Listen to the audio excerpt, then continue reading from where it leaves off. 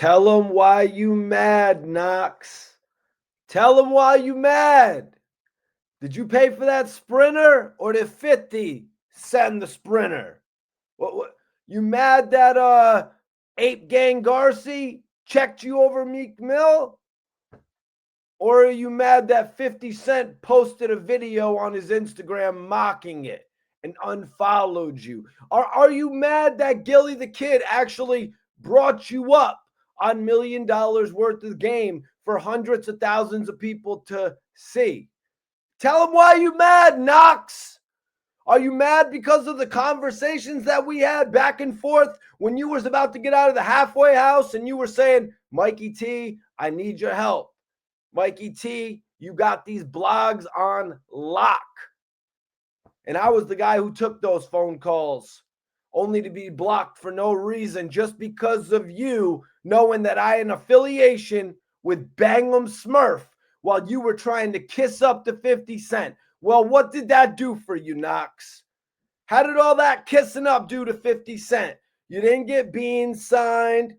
You couldn't get Meek signed. You couldn't get yourself signed. So let's address why you're mad. You're actually mad because your name was brought up on $1 million worth of game. Not just the hottest podcast out of Philly, the top 2-3 hottest podcast in all of America, period. Gillie and Wallow have brought up a brand that has now become known nationwide. Nothing can hold them back. Salute to Gillie the Kid. We did a lot of interviews a number of years ago. You know what I'm saying? We did a lot of interviews. Wallow came home. Gillie and Wallow paired together. It just so happened that they gelled. It was almost like Wallow never went away and they'd just been doing their things for many years. But here I am today and we got to talk about it because Mike Knox had an issue with Gillie the Kid actually bringing him up when he had Tony Yayo and Uncle Murda on the show of G Unit. But everybody knows whose it is. I'm Mikey T, the movie star. If y'all is out there watching this, I want you to hit the like button right now. Drop a comment in the comment section. Let me know where you're from. Y'all know that I represent Connecticut. Much love to everybody watching this video. But this caught my attention when Mike Knox actually posted on social media after the interview. You know, I knew it was going to be a big thing when Gillie the Kid had Tony Yayo and Uncle Murda on the show. You know, first of all, I was just a little bit shocked about that. But with how viral Yayo has been going as of late, it makes sense that Gillie the Kid and Wallow brought Yayo up there. Yayo's going viral all over the internet right now with all of his interviews and this back and forth he's been doing with Uncle Murda. You know what I mean? Uncle Murda and him just arguing about everything, whether it's in a video on YouTube or on TMZ. You know what I mean? They just got some sort of an energy, almost a Gillie and Wallow-like energy. So Mike Knox was not happy about it when Gillie the Kid asked the simple question, are y'all going to let Mike Knox back in G Unit? Are y'all going to let him come back to G Unit? Gillie was concerned as a friend, Mike. Gillie was concerned with the future of your career, and you took issue with that. Your name finally got brought up and you're taking issue with it. Nobody's talking about you, Mike. Nobody's talking about you since 50 Cent pulled up on your block with the Lambo. Nobody's talking about you since you got out of jail and jumped in a Sprinter van. Nobody heard about you since. Who? The 2,000 or 3,000 people watching your videos? Let's be real about this. This is a big piece of attention that you got. It's almost like with Cameron and Jim Jones going back and forth. Jim Jones realized this is one of the biggest buzzes he's had in a while. And it's come at the point of his own friend dissing him. Your biggest buzz is coming from one of your own allies bringing up your name. It was bad because Tony Yayo on the show compared you to Young Buck.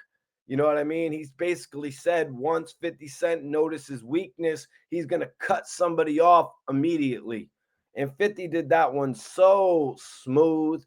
It was just so smooth because the way 50 Cent did it, he actually posted a video mocking Mike Knox on his page. and quietly swept that issue that G Unit might have had under the rug. So Mike Knox posted about this on his social media. He said, "None of this is okay with me. I've been chilling and dudes want to play these weird games, mentioning my name on the podcast and asking about me. As soon as I react, it's Knox, don't crash. Take the high road. So now just let these dudes keep talking. Let these dudes keep taking my kindness for weakness. I don't bother nobody. All I ever did was show love across the line. I am not playing no more games. Now it's major problems." Yeah, you played both sides of the fence, and that's what ultimately diminished your credibility with 50 Cent. You said it right there. I don't bother nobody. All I ever did was show love, y'all, across the line. You're going to show love to Meek Mill while he's clowning 50 Cent? You're going to show love to Meek Mill while he's calling 50 Cent a federal informant? That's going to make you look bad to 50 Cent. Look what 50 Cent just did to Little Meech. You know what I mean? He took a little bit of beef with his pops and he literally cut out the lead actor on his show.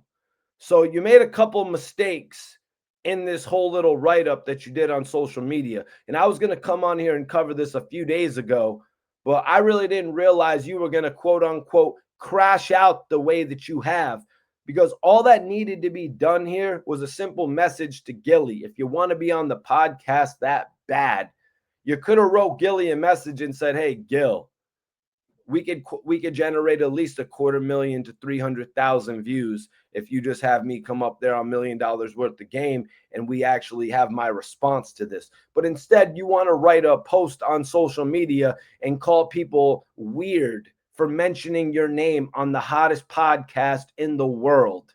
Are you kidding me right now? Do you think I called Geechee Gotti weird when he called me out on his rap battle against News? You know what I'm saying? You think I called T-Top out when he mentioned me in his rap battle? This is something that's going to add to your credibility. This is something that's going to add to you as an artist overall, and maybe even get you a fan. Maybe it would have even got you an episode of your own on $1 million worth of game. Because you're right, you were there for Gillie when it mattered the most. You were there for Gillie when it mattered the most. You didn't need to go after Hassan Campbell for Gillie the Kid, though. When I dissed Hassan Campbell over the things that he was saying about Gillie's family members, rest in peace, Cheese, I didn't jump in Gillie's DM and I didn't start saying Gillie owes me this, Gillie owes me that. That's not what you do. You don't say, "Yo, I had that guy's back, so now he's going to be loyal to me." You went there with just bad intentions. I never had any intention like that. If you do something, you do it out of the kindness of your heart. You don't do it expecting something from somebody, and you exposed yourself by even saying that. You know, that just kind of made me lose respect for you in a way as well. Talking about, let me see some other stuff Mike Knox said, because we're going to get into that Gillie and Hassan stuff in a little bit. He said, "These guys know me. They know me. They know what I'm capable of. I think about it sometimes. You got to update your resume." First of all, you took that saying from Gillie the Kid. "Don't make me update my work," is what Gillie the Kid was going crazy and saying a few years ago when the beef actually reignited with him and Cassidy out of nowhere. You know what I mean? Back when Gillie kind of had time for that. You know what I mean? Back before Gillie was as majorly famous as he is right now, where he's doing everything with a drink and he's actually working with these sports teams, and you expect him to resort to hip-hop beef that he would have, been involved with like he was a few years ago. Gillie the Kid's not jumping on the internet and roasting Hassan Campbell like he would roast Cassidy back in the day. First of all, there's a huge difference between Cassidy and Hassan Campbell in the first place. Cassidy is a guy who has charted on the top of Billboard, sold millions of records, and Hassan Campbell is somebody that's just a fraction of the level of popularity that Gillie's reached. Hell, Hassan Campbell isn't even as popular as the blogs that I used to shoot with Gillie the Kid. You know what I mean? So Gillie the Kid reaching down and dissing him, that is beneath him. That is something that's ultimately going to diminish the credibility of his own brand. It's going to stop him from getting future endorsements when all these sports brands could see him going back and beefing with a blogger online and you jumping up. But let me see. He said, I tried to bring everyone together, and that doesn't work out here. The only thing people respect is money and violence. I mean, maybe you respect 50 Cent's money because there is a lot of people out there who just bow down to 50 Cent because of his money. And if you want to talk about people respecting violence, you had an opportunity to put up or shut up a few months ago when Ape Gang Garcia actually checked you. When Ape Gang Garcia came and saw you after Meek Mill made those comments about 50, and you finally, after a decade plus of repping G Unit, probably not counting jail time, you decided to stand up for 50 Cent the right way. But within days, you got caught up in the streets. How that happened to you, Mike? How did that happen to you? You got caught up in the streets so quickly after you took up for 50 Cent. Finally. You should have been taken up for 50 Cent right after you got out of jail. You should have been taken up for 50 Cent when you was whooping Gunplay's ass and not making peace with Meek Mill, because that made you look weak as an artist. What do you look like beefing with one member of MMG while you're saluting the other? That ain't how you do it, man. And that ain't gangster. That ain't smart. Nothing. That's none of that.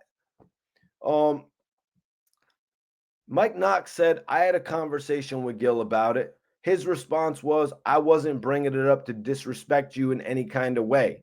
They were bigging you up off camera. So apparently Gillie was having a conversation with Uncle Murd, probably not Uncle Murda so much because he actually wasn't around G Unit around the same time as Mike Knox when he had initially become involved with the group.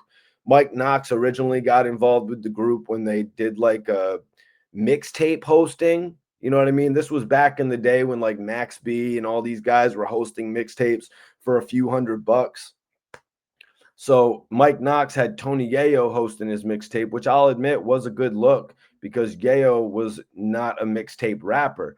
Yayo was actually a rapper on a major, Interscope. He was a rapper that actually had a release date. So it looked like a little bit more credibility was behind Mike Knox's project.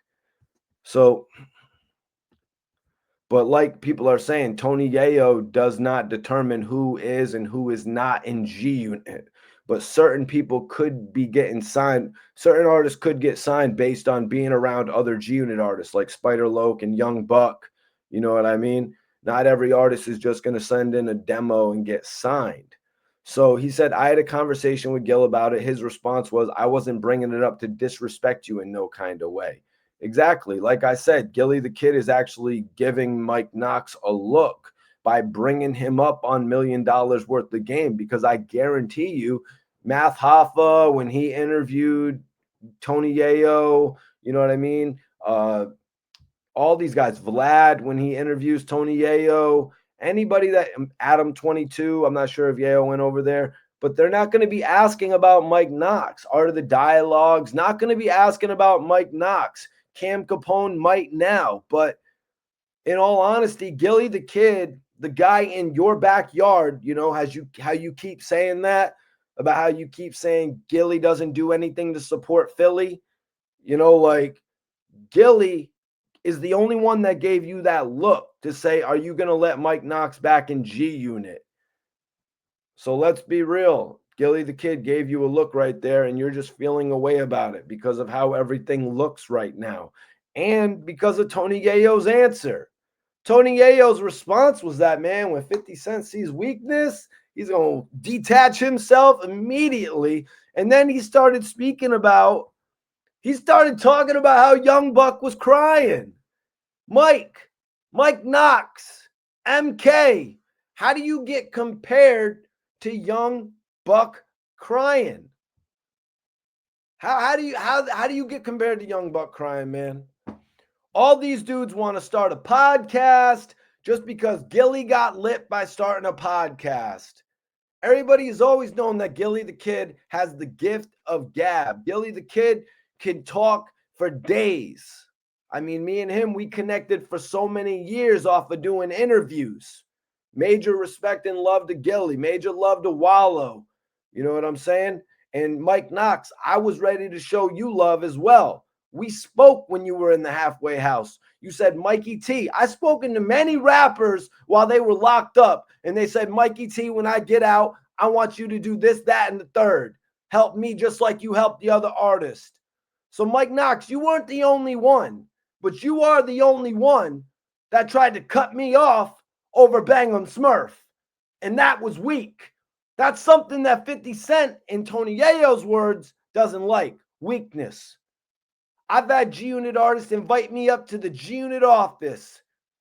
I've sat up in the G-Unit office with many different people. So right there, you trying to cut me off? You trying to cut me off because of whatever with 50 Cent? That played against you too. Just like this played against you. You dissing Gillie the Kid out of nowhere. What's it doing for you? A couple thousand views? You could have been on $1 million worth of game. I know you could have. If you didn't cut me off, if you didn't cut Gil off, you would have been on $1 million worth of game.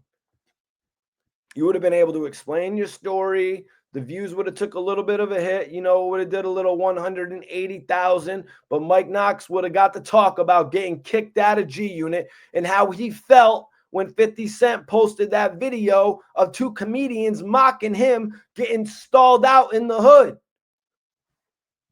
So the interview just turned on him. The first interview just turned on him when Yayo started comparing Mike Knox to Young Buck. You know what I mean? Mike Knox went on to say, nobody called me and said we did an interview. Nobody called you, Mike? Nobody called you and said that they did an interview? Why would they have to call you and tell you that they completed an interview?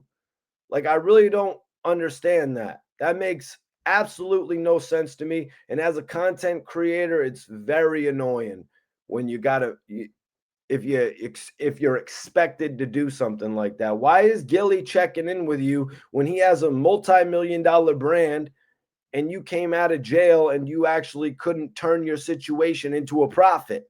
Why is he checking in with you? Don't you realize that they shot that with Tony Yayo probably weeks ago and they're on to their next move? But Mike Knox is more quick to say, you should have known that them not showing up at the studio with me, that should have made you know that there was something going on.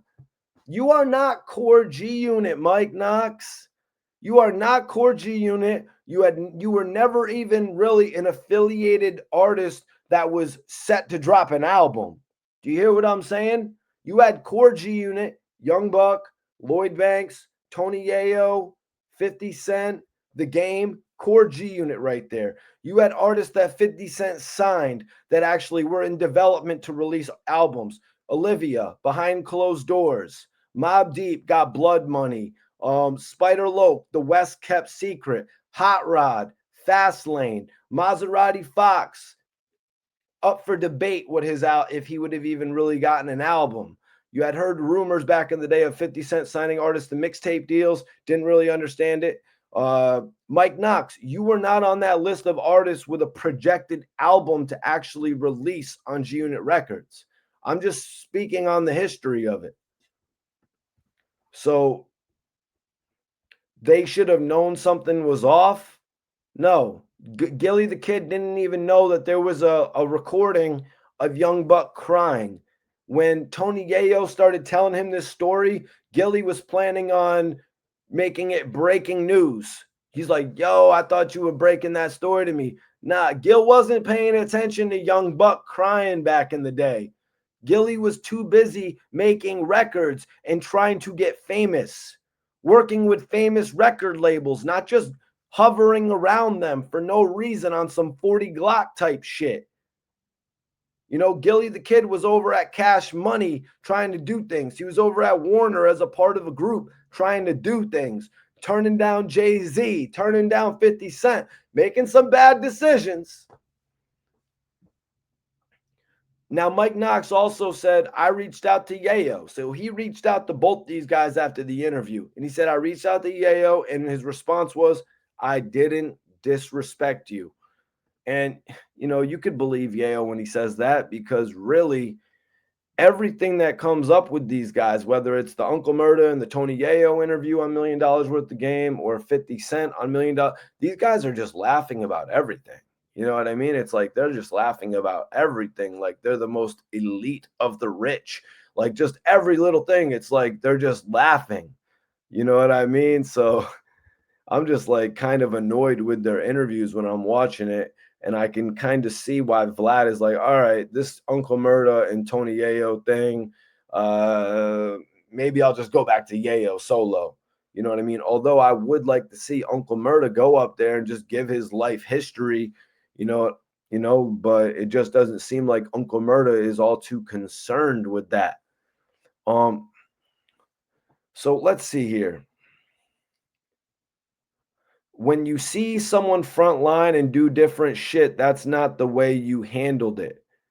So I guess Mike Knox is referring to the fact that Tony Yayo was there being his hype man when he was punking Gunplay and throwing him into the barricade. You know what I mean? But you got to remember what happened at that time, at that award show. I believe it might have been the BET Awards. I might be mistaken. You got to remember what ended up happening there. The first video that actually dropped was of Gunplay jumping on Mike Knox and like kind of tearing him down to the ground. That was actually the first video that we seen surface. And then right after that, Gunplay from Maybach Music did an interview on The Breakfast Club talking about he was on the run, I want to say, and this kind of put him out there in publicity because he was already a public figure and he was trying to be low key about it. But yeah, Gunplay is the one that monetized on that whole situation. It kind of looked like Mike Knox had gotten the lesser, he looked like he got beat up. You know what I'm saying? It looked like he got beat up on camera when Gunplay tore him down to the ground. Later on, we saw video footage of Gunplay getting thrown into a barricade, and you heard the barricade rattle, and Tony Yayo was there like, yeah, G-Unit, yeah.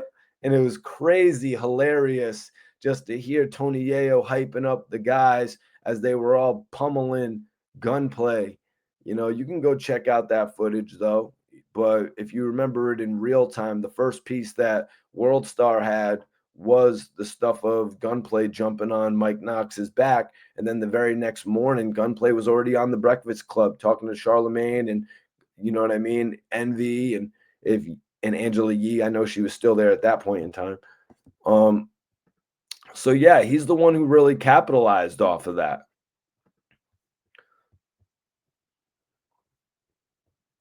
So this is the one thing that really caught my attention that made me want to make a video about it, though. He said, Mike Knox is saying, that's like me sitting here and having a conversation to take a moment of you and Beans fighting on Southside. I don't understand that part. It doesn't make sense to me. And then Mike Knox's co-host is talking about he got knocked out. And then Mike Knox is saying the real story, not the remix. Mike Knox went on to say, I don't have no stories like that where I'm getting wiped down. So Mike Knox is now on his platform throwing real shots at Gillie the Kid, saying that Beanie Sigel wiped him down. Like, what kind of shit is that when Mike Knox knows that he comes from past beef with Beanie Sigel as well? When Mike Knox tries to big up his own name by saying that he beefed with Beanie Sigel in the club. It's like, yo, I'm sorry, but we don't know who you are.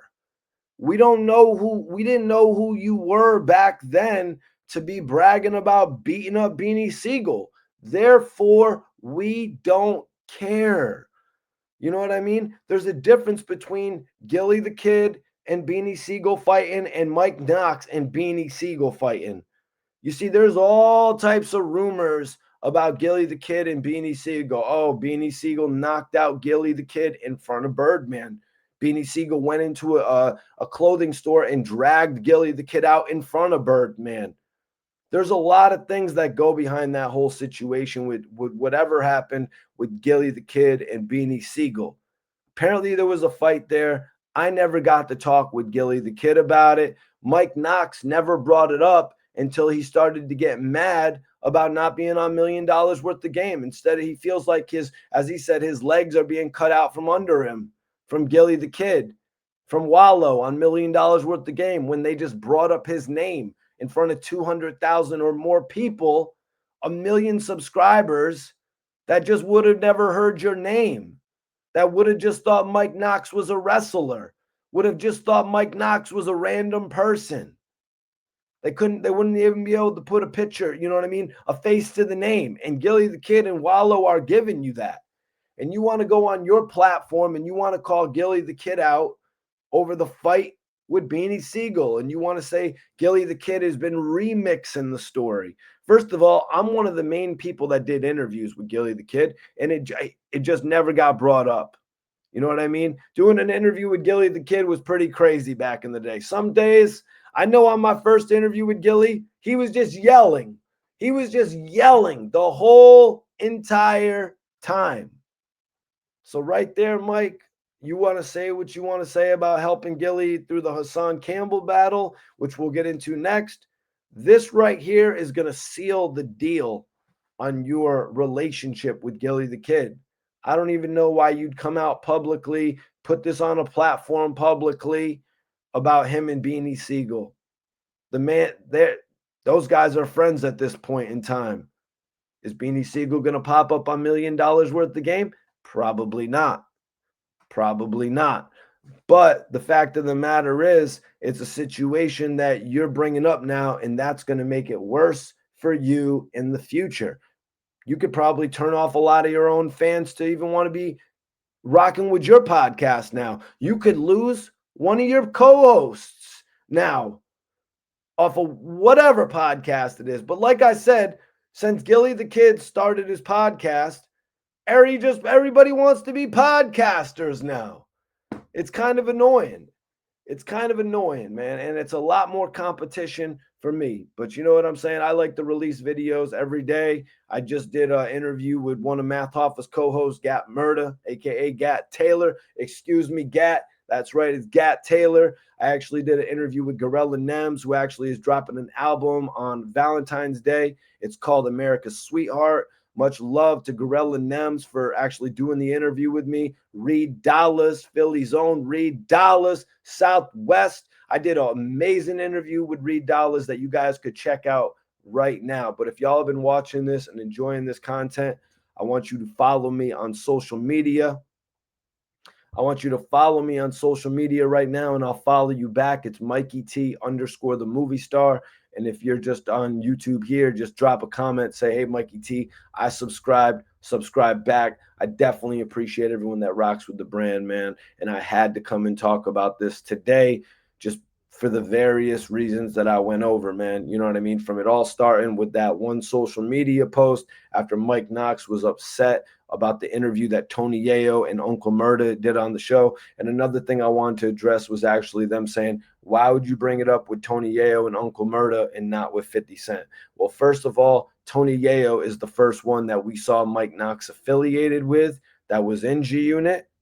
That's point number one. And second of all, when you got 50 Cent on the show, when you got 50 on the show, man, you're not going to be asking him about Mike Knox. I'm just sorry to say. It doesn't matter if it's a Philly thing. Gillie did that for you on the love of it's a Philly thing. He could have asked Tony Yayo about the beef with Jimmy Henchman. He could have asked Tony Yayo about dissing everybody that 50 Cent dissed without question when you didn't. You know what I mean? When Meek Mill was running around Philly, bringing Trav up to check 50 Cent, where were you then, Mike? Where were you then? This type of shit shouldn't have been. Maybe you were locked up when that happened. You know what I'm saying? Maybe you were locked up. Maybe you got that excuse on that one.